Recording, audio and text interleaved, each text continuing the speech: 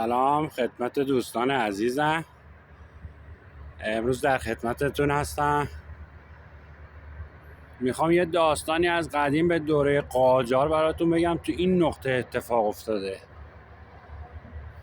این نقطه که الان هستیم مسیر مستقیمی اتوبان که میبینین اصفهان میرسه، دست راست مبارکه تا نهایتا شیراز، دست چپ به سمت نجف آباد، خرم آباد، مستقیم که رو به بالا داره میره مخالف اصفهان. این زرینشهر، ذوباهن تا خوزستان. قدیم که سالهای دوره قاجار میگم باشه، خب اینجا به این سبک نبوده، جاده نبوده، درختکاری ها نبوده، این شهری که الان اینجا میبینید نبوده، یه آبادی خیلی کوچیکی اگر بوده. اون زمان یه نفر بوده به نام رضاخان جوزدانی. اینا سارق بودن، کاروانایی که توی این مسیرها میمادن. اینجا به اصطلاح چهارراهی میشه که کاروانای قدیم از این مسیرها که می اومدن اینجا که الان من نشستم، ارتفاعاته. الان میبینید که چه برف قشنگی هم داره. از روی این ارتفاعات دیده‌بانی میکردن، مسیرها رو هر دو سه چهار طرف ها میدیدن.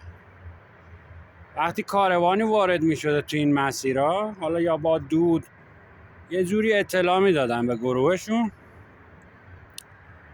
و حمله میکردن و اون کاروان رو غارت میکردن. و بعد از غارتشون هم تقسیم میکردن، غنایم رو تقسیم میکردن. همین جایی که الان دارم براتون این گزارش رو میدم خیلی جاها کنده کاری شده. حالا سکه، لوازمات قیمتی، هرچی بوده رو میگرفتن، سهمشون هر کدوم از این سارقا پنهون میکردن که مونده الان هم دارن پیدا میکنن. برف تموم بشه یه گزارش دیگه براتون میگیرم از این کنکاشی که اینجا شده. اون زمان آقای رضاخان جوزدانی با گروهش، یک گروه دیگه هم به اینا ملحق میشن به نام جعفرقلی چرمهینی و خواهرزاده جعفرقلی به نام علی نقیچی.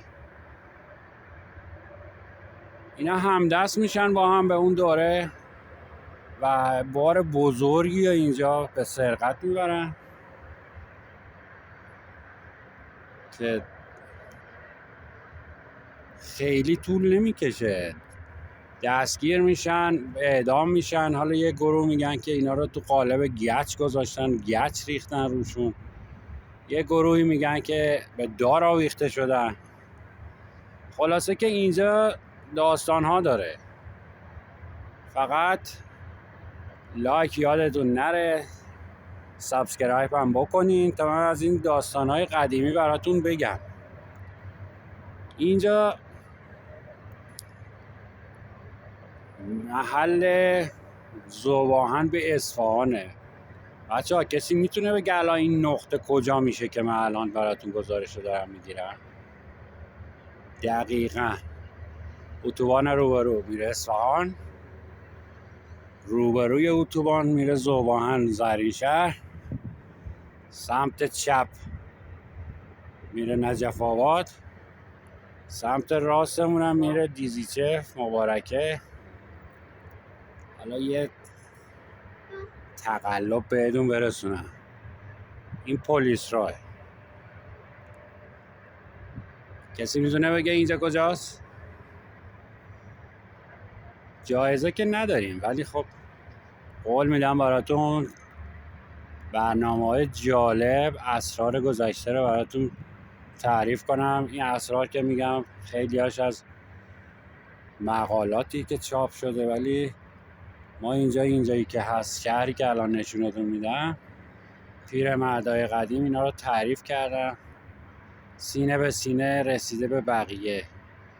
خاطرات دوران گذشته شونه، خاطرات جالبی داره.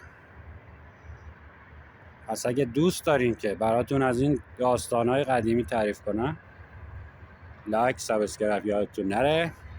به من هم انرژی بدین تو این سرما بتونم براتون ادامه بدم.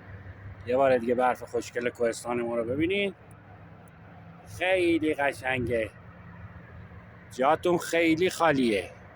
یخ کردم. فعلا خداحافظ.